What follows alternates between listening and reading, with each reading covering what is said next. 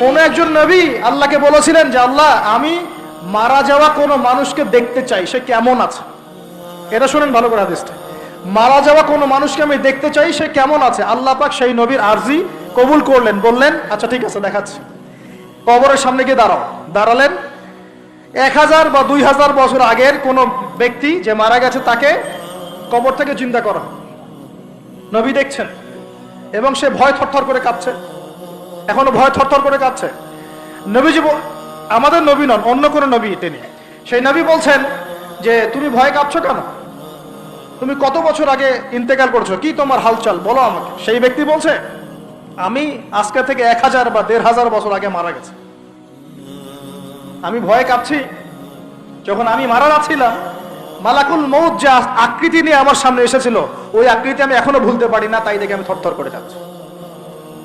তিনি বলছেন যে আমি 1500 বছর হয়ে গেছে আমার মউতের, কিন্তু আমার দেহ থেকে এখন পর্যন্ত রূহ কবজ করার যে কষ্ট, এই কষ্ট এখনো যায় নাই। আর এই সব দুর্নীতি করে আর অন্যায় করে মানুষের সম্পদ আত্মসাৎ করে অন্যের উপর অত্যাচার করে আমরা ভাবছি যে আমরা কালকে আমাদের মাঠে পার পেয়ে যাবো। খালি কবরও যাও, তারপর বুঝবো। আল্লাহ রাব্বুল আলামিন আমাদের সবাইকে হৃদয়ের চোখটা খোলার তৌফিক দান করুন, হৃদয়ের কান দিয়ে কথাগুলো শোনার তৌফিক দান করুন, এবং আমাদের সবার কলব, মৃত কলব জীবিত করার তৌফিক আল্লাহ দান করুন।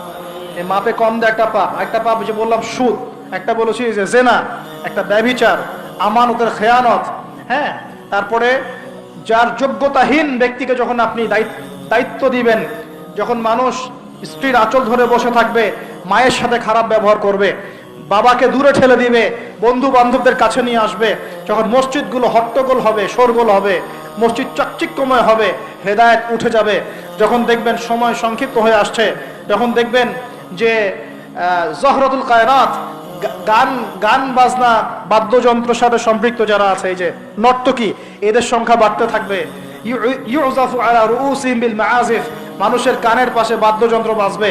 মানুষ যখন এই যে মদকে হালাল মনে করবে, শুরিবাতিল খমর, মদ যখন মানুষ খাওয়া শুরু করবে, জেনাকে হালাল মনে করা শুরু করবে, হ্যাঁ, যখন মানুষ আত্মীয়তার সম্পর্ক নষ্ট করা শুরু করবে, এই যে যত রকম পাপ আপনি দেখছেন যা আমাদের এই সমাজগুলোতে চলছে, এগুলো যখন চলতে থাকবে, তখন আল্লাহর পক্ষ থেকে এই যে আসমানি গজব, জমিনের বালা, এই ভূমিকম্প বলেন, জালজালা, মহামারী, হ্যাঁ, আপোষের মারামারি, হত্যা, রাহাজানি, এই যে আপনার আর কি বলবো, আর কি আছে, এই যে আকৃতি বিকৃত হওয়া, ভূমি ধসে যাওয়া, আসমানের গজব, মহাপ্লাবন, জলোচ্ছ্বাস, বন্যা ইত্যাদি, যে পাপগুলোতে আল্লাহ পাক বিভিন্ন জাতিকে ধ্বংস করেছেন, এই সমস্ত আযাব আল্লাহর পক্ষ থেকে একটা একটা করে আসতে থাকবে, একটা একটা করে।